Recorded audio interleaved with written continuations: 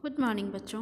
देखो, आज हम पढ़ रहे हैं लेसन नंबर 17 वीर कुंवर सिंह का अगला भाग। ठीक है, पहले हमने पढ़ लिया था वीर कुंवर सिंह क्या थे, उन्होंने क्या क्या किया। देखो उसके बाद क्या होता है। 25 जुलाई 1857 को दानापुर की सैनिक टुकड़ी ने विद्रोह कर दिया और सैनिक सोन नदी पार कर आरा की ओर चल पड़े। कुंवर सिंह से उनका संपर्क पहले से ही था। इस मुक्त वाहिनी के सभी बागी सैनिकों ने कुंवर सिंह का जयघोष करते हुए आरा पहुंचकर जेल की सलाखें तोड़ दी, कैदियों को आज़ाद कर दिया और 27 जुलाई 1857 को कुंवर सिंह ने आरा पर विजय प्राप्त कर ली।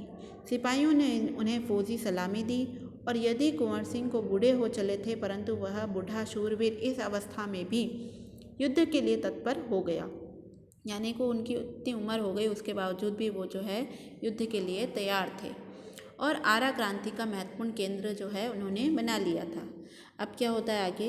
दानापुर और आरा की इस लड़ाई की ज्वाला बिहार में सर्वत्र व्याप्त हो गई, लेकिन देशी सैनिकों में अनुशासन की कमी, स्थानीय जमींदारों का अंग्रेज़ों के साथ सहयोग करना, आधुनिकतम शास्त्रों की कमी के कारण जगदीशपुर का पतन रोका न जा सका और 13 अगस्त को जगदीशपुर में कुंवर सिंह की सेना अंग्रेजों से परास्त हो गई। और किंतु इससे वीर कुंवर सिंह का आत्मबल टूटा नहीं। वे भावी संग्राम की योजना बनाने में तत्पर हो गए। यानी कि इतना सब हो गया, वो हार गए तो भी वो टूटे नहीं।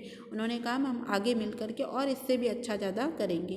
वे क्रांति के अन्य संचालक नेताओं से मिलकर इस आज़ादी की लड़ाई को आगे बढ़ाना चाहते थे। कुंवर सिंह सासाराम से मिर्ज़ापुर होते हुए रीवा, कालपी, कानपुर, लखनऊ तक गए। लखनऊ में शांति नहीं थी, इसलिए बाबू कुंवर सिंह ने आजमगढ़ की ओर प्रस्थान किया। उन्होंने आज़ादी की इस आग को बराबर जलाए रखा। उनकी वीरता की कीर्ति पूरे उत्तर भारत में फैल गई। कुंवर सिंह की इस विजय यात्रा से अंग्रेजों के होश उड़ गए। कई स्थानों के सैनिक एवं राजा कुंवर सिंह की अधीनता में लड़े। उनकी यह आज़ादी की यात्रा आगे बढ़ती रही। लोग शामिल होते गए, उनकी अगुवाई में लड़ते गए। यानी कि अनेक लोग जो है उनके साथ साथ चलते रहे और लड़ाई में उनका साथ देते रहे। इसी प्रकार वो कहाँ पहुँचे। ग्वालियर, जबलपुर के सैनिकों के सहयोग से सफल सैन्य रणनीति का प्रदर्शन करते हुए वो लखनऊ में पहुँच गए।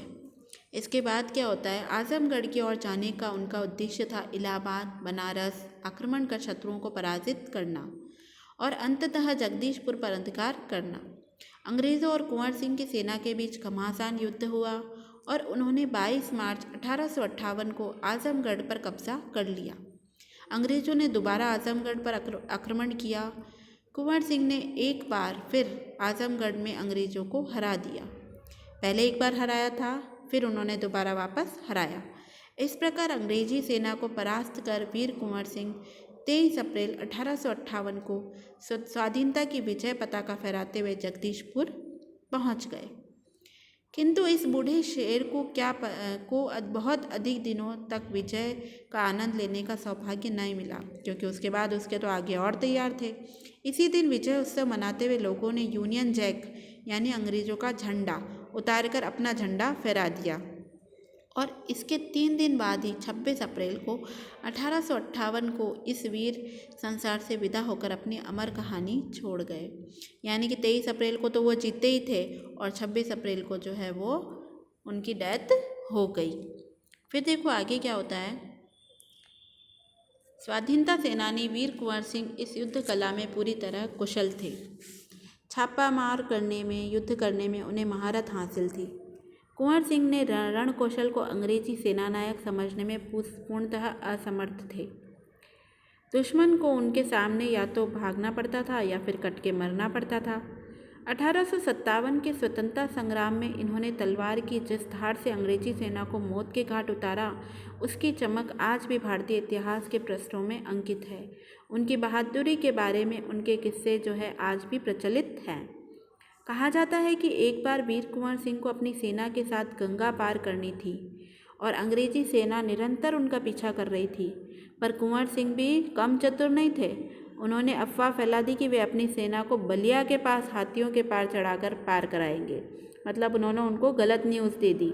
फिर क्या था, अंग्रेज सेनापति डगलस बहुत बड़ी सेना लेकर बलिया के निकट गंगा तट पर पहुंचा और वीर कुंवर सिंह की प्रतीक्षा करने लगा। अब वो वहाँ उन्होंने जो न्यूज़ फैलाई थी वहाँ जाकर उनका इंतज़ार करने लगा और जितने ये इधर से निकल गए। कुंवर सिंह ने बलिया से 7 मील दूर शिवराजपुर नामक स्थान पर अपनी सेना को नावों से गंगा पार करा दिया।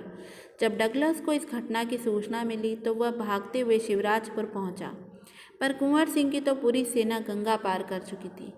एक अंतिम नाव रह गई थी और कुंवर सिंह उसी पर सवार थे। अंग्रेज सेनापति डगलस को अच्छा मौका मिल गया। उसने गोलियां बरसानी आरंभ कर दी।